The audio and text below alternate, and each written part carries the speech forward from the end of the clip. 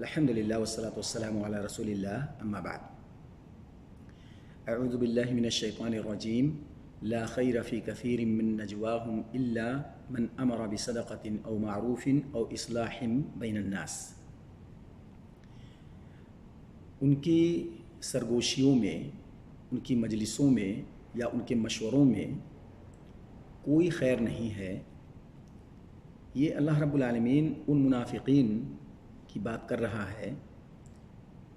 جو مسلمانوں کے خلاف طرح طرح کی سازشیں کرتے تھے اور انہیں ختم کرنے کے لیے ہر ممکن کوشش کرتے تھے۔ اپنی نجی محفلوں میں بیٹھ کر کے یہی سب پلاننگ وہ کرتے تھے۔ اسی جانب اللہ رب العالمین نے اشارہ کیا کہ ان کی سرگوشیوں میں، ان کی مجلسوں میں، ان کے مشوروں میں کوئی خیر نہیں ہے۔ الا من امر بصدقۃ او معروف او اصلاح بین الناس، البتہ اس مشورے میں خیر ہے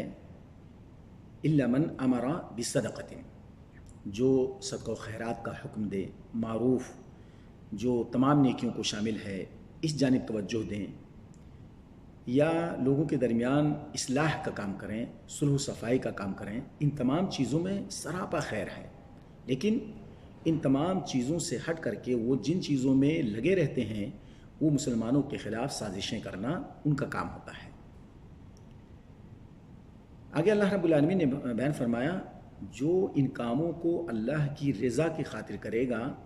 اس کے لیے اجر عظیم ہے، ہم اس کو عظیم اجر سے نوازیں گے۔ یہ تو ان کفار منافقین کی مجلسوں کا ذکر اللہ رب العالمین نے کیا۔ اب اگر اس آیت کو سامنے رکھتے ہوئے ہم اپنی مجلسوں کو سامنے رکھیں اور اس پر غور و خوض کریں تو ہماری بھی اس طرح کی مجلسوں میں ان تمام کاموں سے خالی ہو کر کے ہماری یہ مجلسیں اکثر بیشتر غیبت، چغلخوری اور دوسروں پر کمنٹ کرنے ہی پر مشتمل ہوتی ہیں۔ جس جانب ہمیں توجہ دینی چاہیے، ہمیں بھی اپنی نجی مجلسوں کو، اپنے مشوروں کو اور اپنے آپس میں بیٹھنے کی تمام بیٹھکوں میں اس جانب ہمیں توجہ دینی چاہیے کہ ہم صدقہ و خیرات کا حکم دیں، نیک کاموں کو اجاگر کریں مجلسوں میں، اور اسی طریقے سے اگر کہیں پر اصلاح کا کام نہیں ہو رہا ہے، لوگوں کے درمیان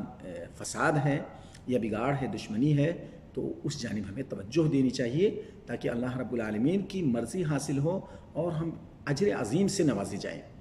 اجر عظیم کی تفسیر میں جو مفسرین نے لکھا ہے کہ اس کا ہم احاطہ نہیں کر سکتے ہیں۔ اگر اللہ رب العالمین نے یہ فرمایا کہ اس کا ہم عظیم اجر دیں گے تو اس کو صرف اور صرف اللہ رب العالمین جانتا ہے کہ عظیم اجر کتنا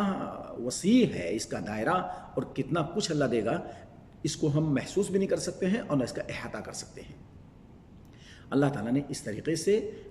اجر عظیم کا وعدہ کر کے ہمیں اس جانب توجہ دلائی کہ ہم اپنی مجلسوں کو